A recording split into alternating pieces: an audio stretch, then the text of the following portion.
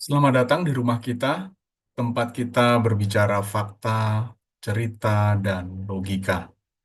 Setelah sekian lama program acara rumah kita vakum sejenak, hari ini kembali kita akan memulai program acara rumah kita secara live streaming, sama seperti waktu-waktu sebelumnya. Dan kali ini kita membahas satu tema yang cukup penting, signifikan dalam kehidupan kita sebagai umat Tuhan, yaitu keutamaan Injil.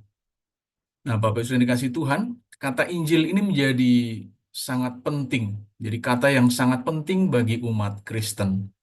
Kata Injil itu menjadi sangat penting bagi kita para pengikut Kristus, pengikut Tuhan yang telah menjadi manusia, lahir sebagai bayi mungil yang kemudian bertumbuh dewasa, matang, dan siap menggenapkan kehendak Bapa dalam pekerjaan dan karyanya di atas muka bumi ini, mati di atas kayu salib, ya dikuburkan, lalu kemudian bangkit pada hari yang ketiga, dan naik ke surga, duduk di sebelah kanan Allah yang Maha Kuasa. Dalam proses bersejarah itu, kata Injil menjadi sangat penting, hingga hari ini seluruh umat manusia yang menyebut diri sebagai umat Kristen atau umat Kristiani menjadikan kata Injil sebagai sentral dari seluruh proses keberimanan mereka. Pusat keberimanan artinya pusat keberagamaan dan kebertuhanannya. Jadi kalau kita bicara iman sebenarnya memiliki dua unsur itu. Beragama ya sebagai manusia yang dipandang memiliki kepercayaan di hadapan manusia lainnya, dan bertuhan sebagai pribadi yang berhadapan langsung dengan Sang Maha Pencipta. Iman memiliki dua unsur itu. Dan kata Injil menjadi sentral dari keberimanan umat Tuhan, umat percaya. Sentral dari keberagamaan mereka, keberagamaan umat Kristen, dan sentral bagi kebertuhanan umat Kristen itu sendiri. Sejauh mana kita memaknainya. Nah, kata Injil yang sangat penting bagi kita sebagai umat percaya ini, ya, perlu kita maknai dan perlu kita pahami dengan runtut. Bukan hanya sekedar memiliki arti secara literal, yang perlu kita mengerti juga apa makna dan arti secara literalnya. Lalu kemudian makna filosofisnya yang mewakili komprehensivitas pemahaman dari kata Injil itu sendiri. Ya, sampai kepada bagaimana makna dari kata Injil itu berkaitan dengan seluruh nilai historis seluruh umat manusia. Jadi bukan hanya sekedar akar kata atau etimologinya, lalu kemudian makna filosofisnya, namun juga makna historis yang dimiliki oleh kata Injil itu sendiri dalam seluruh perjalanan umat manusia. Sehingga lengkap kita bisa menemukan secara komprehensif seluruh pemaknaan itu, ya, dan membuat kita menjadi sadar betapa keutamaan Injil itu penting bagi kehidupan umat manusia. Akhirnya bukan hanya bagi umat percaya, bukan hanya bagi umat Tuhan, tetapi bagi seluruh umat manusia. Ya, bahwa inilah sentral dari proses penyelamatan manusia dari pelanggaran dosa mereka. Jalan keluar bagi dosa, jalan keluar bagi kebuntuan kehidupan umat manusia. Dan barang siapa yang percaya kepadanya tidak akan binasa, tetapi beroleh hidup yang kekal. Nah, memahami Injil merupakan cara supaya kita dapat mengerti seluruh makna yang kita butuhkan untuk kita pahami dan kita mengerti dari kata Injil itu sendiri. Ya, sebab ketika kita memahami Injil dengan cara yang benar, maka inilah cara yang paling tepat, cara yang paling proporsional, dan bahkan efektif untuk memahami kekristenan itu sendiri. Saat kita memahami Injil, maka sebenarnya kita sedang memahami keseutuhan dari kekristenan. Tentu bagaimana kita memahaminya harus dengan cara yang tepat dan benar. Ya, tidak mungkin kita memahami kekristenan tanpa memahami Injil. Karena tadi, Injil adalah sentral dari keberimanan umat Kristiani, sentral dari keberimanan umat Tuhan. Sehingga bagaimana memahami kekristenan? Ya, caranya adalah dengan memahami Injil itu sendiri. Ketika kita memahami Injil, maka perlahan demi perlahan kita akan memahami dan mengerti apa sebenarnya kekristenan itu sendiri. Ya, tidak mungkin kita mengetahui seluk-beluk kekristenan, berbagai macam pernak-perniknya, jika kita tidak memiliki kerelaan untuk mempelajari Injil itu. Ya, baik tadi secara etimologi, ya filosofis dan juga historis. Wah, ini luar biasa sekali. Lengkap sekali. Nanti kaitannya pula pada pemahaman filosofis itu bagaimana Injil berkaitan dengan manusia itu sendiri, bagaimana Injil berkaitan dengan keselamatan itu sendiri, bagaimana Injil sebelum sampai kepada keselamatan berkaitan dengan dosa manusia, penghukumannya yang akan diterima manusia, sehingga berikutnya kita nyambung kepada bagaimana Injil berkaitan dengan keselamatan, lalu Injil berkaitan dengan kehidupan kekal. Oh, banyak sekali, luas sekali. Dan bagaimana juga Injil berkaitan dengan implementasinya dalam kehidupan umat manusia setiap harinya. Ya, itu pasti dan kita wajib memahami itu. Sehingga ketika kita mempelajarinya, kita sebenarnya secara sederhana pada dasarnya kita sedang mempelajari kehidupan itu sendiri dan karya Allah di dalam kehidupan umat manusia. Nah, lihat, saat kita membahas Injil, maka sangat menarik. Keseutuhan dari kekristenan akan kita temukan dengan sendirinya. Mutiara dan berbagai macam keistimewaan dan keluhuran dan juga keunikan dari kekristenan itu akan kita temukan saat kita memahami Injil dengan cara yang benar. Sebab tadi sekali lagi bahwa Injil merupakan sentral dari kekristenan. Nah, mari kita mulai pemahaman kita akan Injil dari tadi etimologinya. Bagaimana kita mengetahui bahwa Injil itu menjadi sangat dekat dengan umat Kristen, sangat dekat dengan umat Tuhan. Jika merujuk kepada akar katanya, maka kata Injil secara sederhana sebenarnya memiliki arti kabar baik. Dari mana arti itu diperoleh? Arti kabar baik. Ya. Arti kabar baik itu diperoleh dari kata yang diserap dari bahasa Yunani. Yang pertama sekali diserap oleh bahasa Arab. Dan bahasa Arab itu akhirnya menggunakan kata yang dimiliki dalam bahasa Yunani dengan kata Injil. Kata apa itu? Kata yang dimiliki oleh bahasa Yunani. Kata yang dimiliki oleh bahasa Yunani untuk Injil adalah euangelion. Euangelion itu terdiri dari dua suku kata. Yang pertama adalah eu yang artinya baik dan angelion yang artinya kabar atau pesan. Nah, saat seseorang mengabarkan berita baik atau kabar baik, kata inilah yang digunakan oleh orang Yunani untuk menjelaskannya. Saat seseorang mengucapkan atau menuturkan kabar yang baik, maka kabar baik itulah ya dalam bahasa Yunani diistilahkan dengan kata euangelion. Eu baik, angelion pesan atau kabar yang baik. Nah tadi, lalu kemudian orang Arab ketika memahami kabar kekristenan yang akhirnya juga menyebar ke seluruh wilayah Timur Tengah termasuk wilayah Arab, kemudian mereka melafalkan kata euangelion dalam bahasa Yunani itu dengan kata Injil. Ya, nah, memang biasanya kata-kata serapan itu bisa berubah, namun artinya tetap sama. Ya, ada beberapa perubahan yang mungkin menjadi berbeda, ya, itu menjadi lain lagi. Tetapi untuk Injil ini diserap dalam bahasa Arab, lalu kemudian artinya menjadi sama, yaitu kabar baik. Nah, lalu kemudian dari bahasa Arab inilah, ya, dari bahasa Arab Injil ini diserap oleh bahasa Indonesia untuk menyebutkan kitab yang dimiliki oleh umat Kristen. Ya, kata Injil itu bagi sebagian besar orang Indonesia, khususnya yang beragama non-Kristen, menyebutkan Injil itu sebagai kitab yang dimiliki oleh umat Kristen. Nah, berkaitan dengan istilah Injil dalam konteks Indonesia, maka hal ini merujuk kepada apa yang dimengerti secara umum tadi, bahwa secara umum orang Indonesia, umat beragama non-Kristen, itu memahami bahwa Injil adalah kitab milik umat Kristen. Baik itu perjanjian lama maupun perjanjian baru bagi kita yang umat Kristen. Bagi mereka semuanya itu adalah kitab Injil. Ya, semua disatukan dengan satu kata saja, itu Injil. Apa itu? Kitabnya milik orang Kristen. Nah, sebuah pemahaman yang sebenarnya memang tidak salah. Kalau kita eh, memahami ini dengan lebih komprehensif tadi, maka pemahaman yang ditaruhkan oleh sebagian besar umat non-Kristen bagi kitab umat Kristen, kitab umat Tuhan, orang percaya dengan Injil itu sebuah pemahaman yang tidak salah. Karena jika merujuk kepada keseutuhan pesan, ya, merujuk kepada keseutuhan pesan, maka memang seluruh isi kitab yang kita miliki sebagai umat Kristen adalah kabar baik. Dari Kejadian sampai Wahyu itu kabar baik. Dari Perjanjian Lama sampai Perjanjian Baru, 66 kitab itu kabar baik. Ya.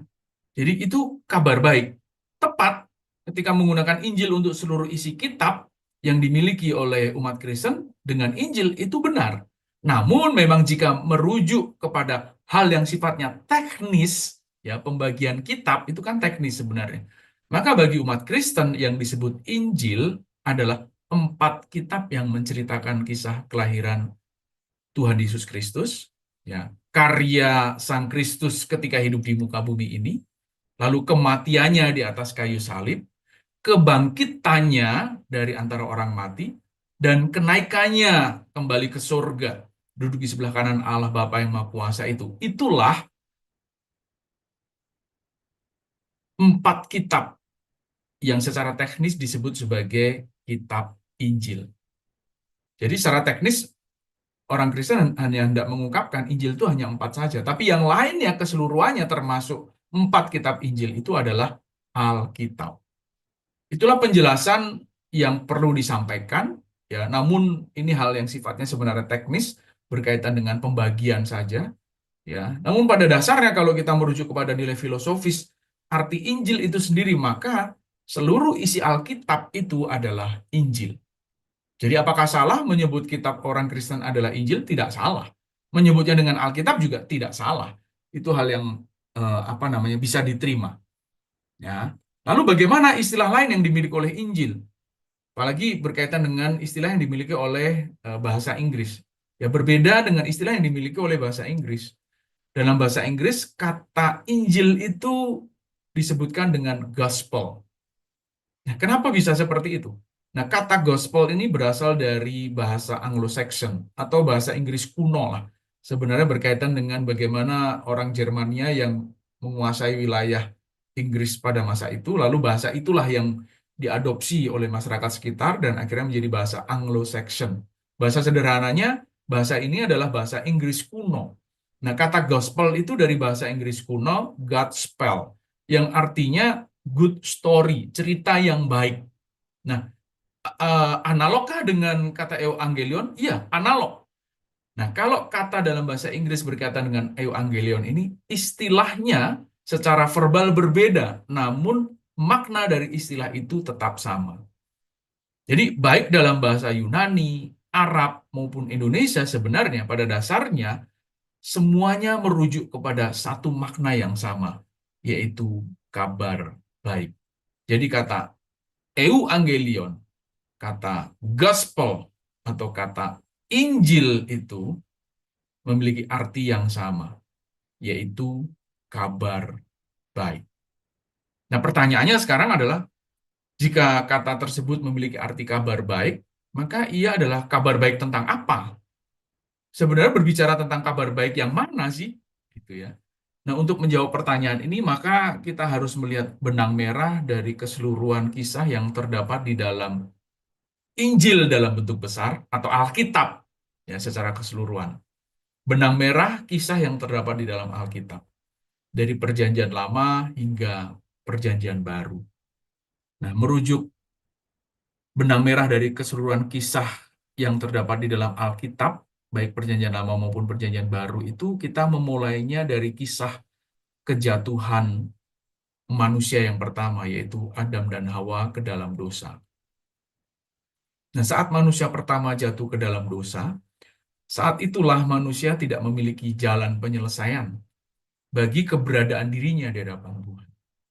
Keberadaan dirinya yang sudah melanggar satu-satunya perintah yang Tuhan berikan untuk ditaati, yakni larangan memakan buah pengetahuan yang baik dan yang jahat. Perintah yang Tuhan berikan di dalam Kejadian 2 ayat 16 dan 17. Ya, saat itulah keberadaan diri manusia menjadi berubah statusnya di hadapan Tuhan. Ketika manusia memakan buah tersebut, maka manusia sudah berseberangan dengan Tuhan. Karena dia melanggar satu-satunya perintah yang diberikan Tuhan kepada manusia, yaitu perintah yang merupakan larangan untuk memakan buah pengetahuan yang baik dan yang jahat. Dan perintah itu hukumannya adalah mati.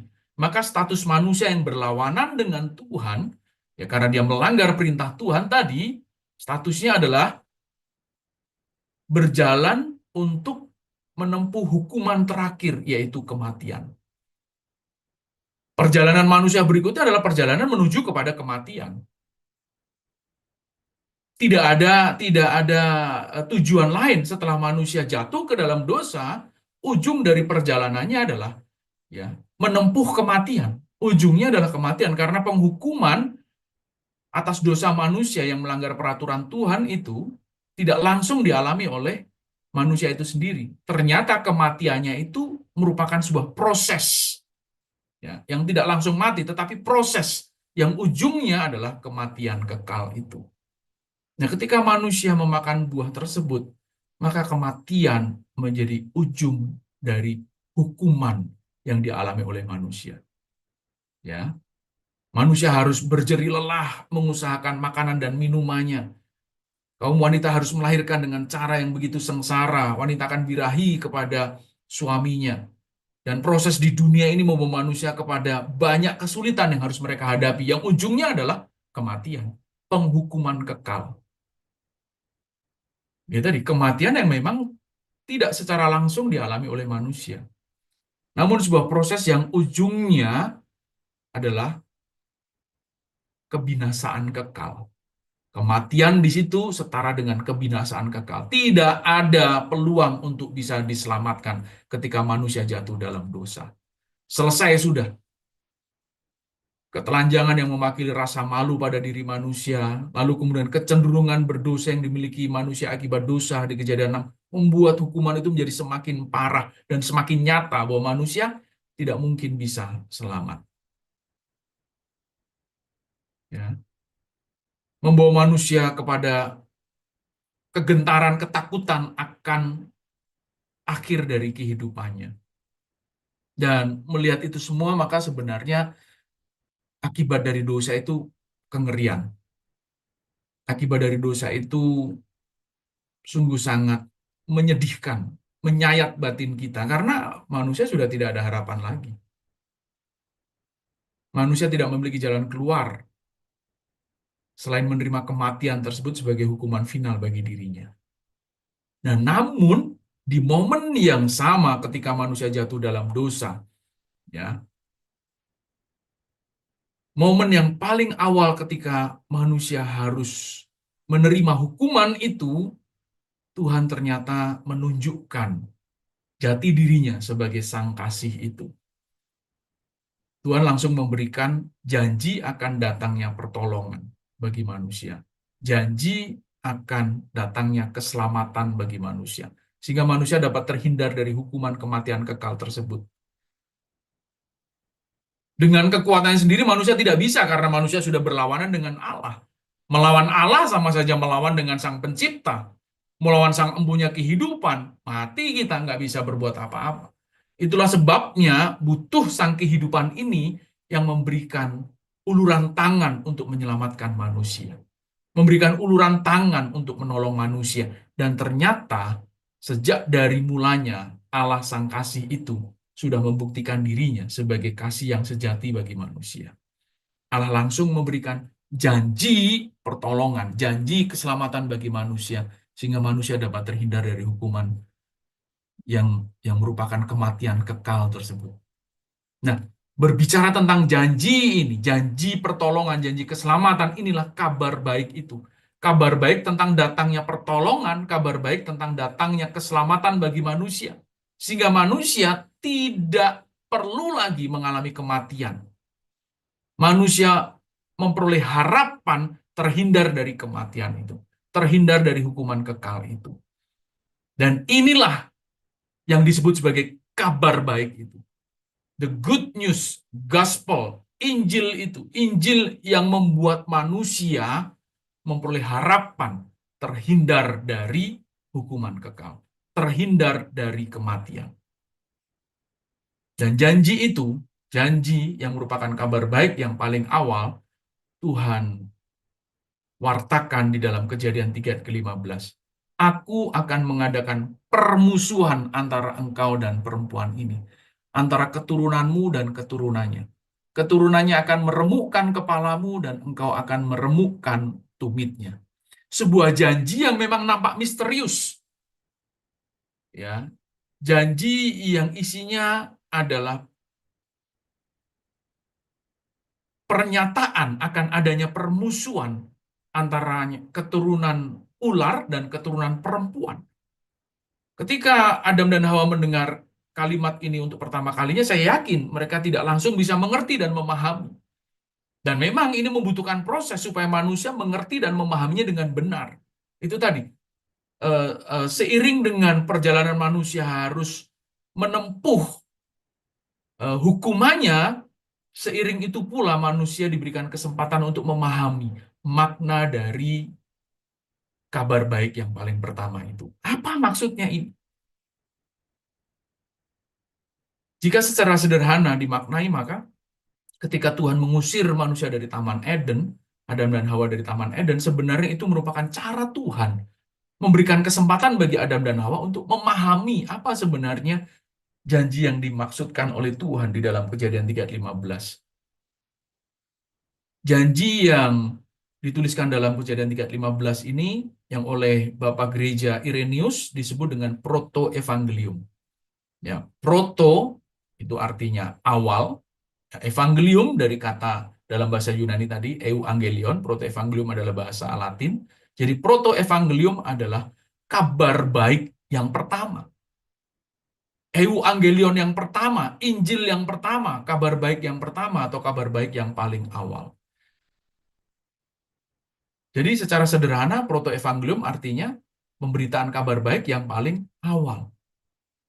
Dan merujuk kepada kabar baik yang pertama itu, maka secara sederhana sebenarnya Injil, euangelion atau gospel itu merujuk kepada kabar baik akan datangnya pertolongan itu.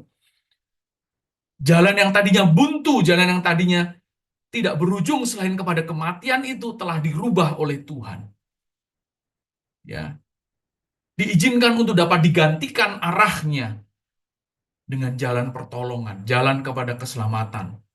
Namun tidak dengan serta-merta tiba-tiba saat itu Adam dan Hawa memperoleh pertolongannya, tidak. Supaya Adam dan Hawa bisa memaknainya dengan jauh lebih dalam, memaknai dengan cara yang benar. Ya, tidak kekanak-kanakan. Itulah sebabnya untuk menemukan jalan kepada keselamatan di dalam Yesus Kristus itu bukan seperti menjentikan jari. Satu kali jentik lalu selesai. Ini merupakan sebuah proses pendewasaan sehingga ketika menemukan jalan kepada keselamatan itu kita menghargainya dengan benar. Jadi kabar baik tentang apa? Injil itu kabar baik tentang jalan kepada keselamatan ini. Jalan yang tadinya buntu tidak bisa dilalui selain kepada kematian sudah diizinkan untuk digantikan arahnya, yaitu kepada keselamatan, kepada jalan kehidupan. Jadi sekarang manusia bukan hanya punya satu arah dalam jalan yang harus dia lewati di muka bumi ini, tetapi ada dua arah yang menjadi pilihan manusia. Yang satu adalah jalan menuju kepada kebinasaan kekal tadi, yang satu adalah jalan menuju kepada kehidupan kekal. Bukankah ini kabar baik? Bukankah ini Injil yang sejati itu? Bukankah ini euangelion ini? Bukankah ini gospel itu? Iya, inilah kabar baik itu. Inilah gospel itu. Inilah euangelion itu. Janji akan adanya pertolongan dan penyelamatan bagi manusia yang telah jatuh ke dalam dosa dan yang sedang dalam perjalanan menerima penghukuman kekal itu berupa kematian atau kebinasaan kekal itu, ya, kepada jalan menuju kehidupan. Dengan demikian betapa Injil, betapa kabar baik yang satu ini, betapa euangelion ini adalah kabar baik, euangelion atau Injil yang penting yang harus terus diperdengarkan kepada seluruh umat manusia supaya sadar bahwa manusia itu memiliki kesempatan untuk diselamatkan. memiliki kesempatan untuk memperoleh kehidupan kembali. Manusia yang tadinya harusnya binasa, kekal, mati, kekal, memperoleh pengharapan untuk mendapatkan kehidupan kekal, keselamatan kekal. Jadi kabar ini harus terus diperdengarkan kepada seluruh umat manusia di segala abad dan tempat. Banyak anak-anak Tuhan yang sejak dari pertama sekali kabar baik ini diucapkan oleh Tuhan, ya, kabar baik ini terus diperdengarkan, dimulai dari kabar baik yang diperdengarkan kepada Abraham, Musa, lalu bangsa Israel, ya. Bagaimana proses itu terus berjalan dan dilalui oleh seluruh umat manusia. Bangsa Israel mendengarkan kabar baik itu akan datangnya Sang Juru Selamat, Raja di atas segala raja itu, bahkan hingga hari ini. Dan terus sampai kekal dan selama-lamanya kabar baik itu harus diperdengarkan. Supaya manusia sadar betapa manusia membutuhkan jalan kepada keselamatan. Nah, jika mungkin seluruh umat manusia dapat diselamatkan dari penghukuman kekal tersebut. Kalaupun tidak bisa seluruh umat manusia, setidaknya sebanyak mungkin manusia bisa diselamatkan. Karena Tuhan menghendaki seluruh umat manusia tidak binasa. Namun karena manusia diberikan kehendak bebas untuk memilih dua jalan itu. Kalau berkaitan dengan dua jalan ini, saya ingat lagu zaman kita sekolah minggu dulu. Di dalam dunia ada dua jalan, lebar dan sempit. Mana kau pilih? Yang lebar api, jiwamu mati. Tapi yang sempit, jiwa berglori.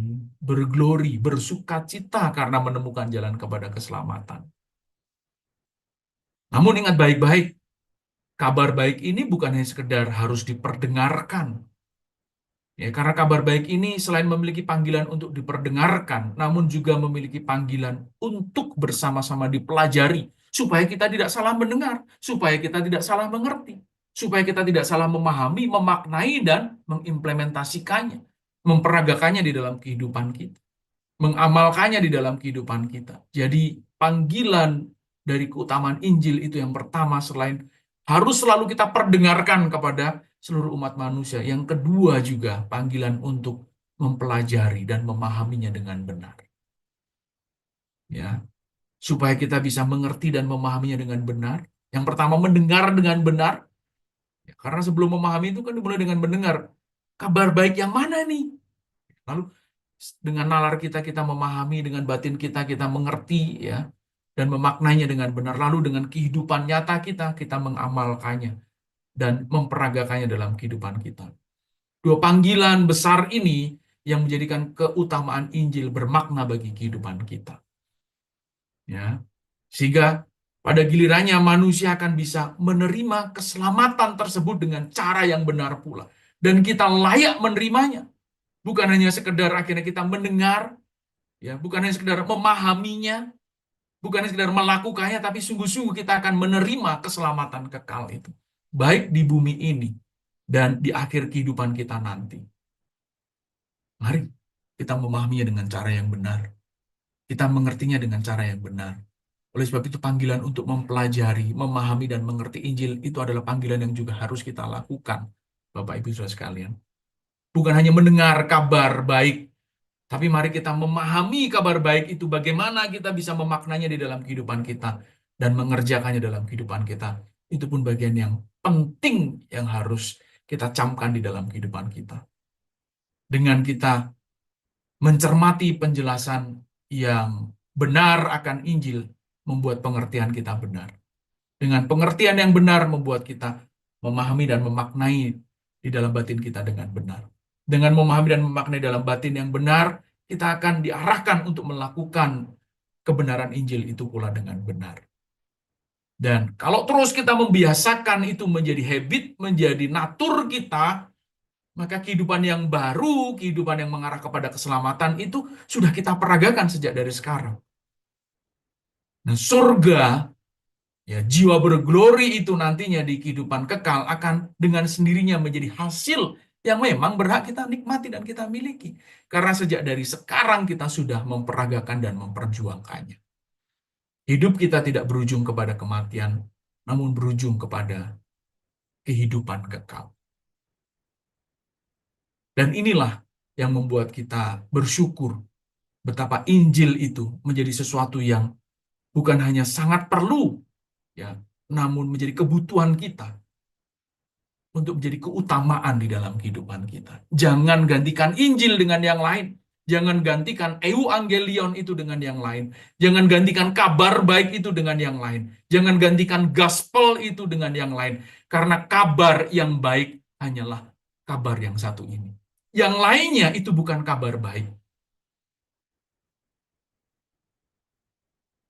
Inilah kabar yang baik itu. Kalau yang lain mungkin memang kita perlukan, namun yang lain itu kita perlukan hanya ketika kita ada di bumi ini. Namun kabar yang satu ini, kabar baik ini, kita butuhkan bukan hanya ketika ada di bumi ini, namun ketika kita mati nanti. Uang memang adalah kabar yang juga menurut manusia adalah kabar yang baik, namun uang tidak menolong kita setelah kita mati. Jabatan dan kedudukan itu juga kabar baik menurut manusia di bumi ini. Namun jabatan dan kedudukan tidak menolong kita setelah kita mati nanti. Popularitas memang merupakan kabar baik bagi manusia di bumi ini. Namun popularitas tidak menolong kita ketika kita mati nanti. Dan hal yang lain, sebutkan apapun itu, tidak akan menolong kita setelah kita mati nanti. Tapi kabar baik yang satu ini, yaitu Injil, Euangelion, Gospel, yang bercerita tentang kabar keselamatan bagi umat manusia, adalah kabar yang kita butuhkan, bukan hanya bagi kehidupan kita di bumi ini, namun bagi kehidupan kita sesudah mati nanti. Selamat berjuang. Tuhan Yesus memberkati. Mari kita berdoa. Bapa, kami bersyukur untuk anugerah-Mu, jika pada kesempatan malam hari ini kami boleh mendengar kabar baik ini. Mampukan kami memaknainya dengan benar, dan mampukan kami memahaminya dengan benar dan memperagakannya dengan benar dalam kehidupan kami. Karena satu saat nanti ketika kami mati, kami bersyukur Tuhan, bahwa kami menemukan jalan kepada keselamatan itu. Tolong kami Tuhan untuk terus dengan sungguh mendengar kabar baik ini, mempelajari memahaminya dengan benar, dan memperagakan kabar baik itu pula dengan benar, sehingga kabar tentang keselamatan bagi hidup kami adalah kabar keselamatan yang pasti yang akan kami raih ketika kami nanti mengakhiri kehidupan ini. Ketika kami mengakhiri kehidupan ini, kami berakhir dengan kehidupan kekal, bukan kematian kekal. Terima kasih Tuhan, dengan penuh syukur kami sudah sambut firman dan kebenaran-Mu hanya di dalam nama Tuhan Yesus Kristus. Amin. Sampai berjumpa kembali dalam program acara rumah kita selanjutnya. Tuhan Yesus memberkati.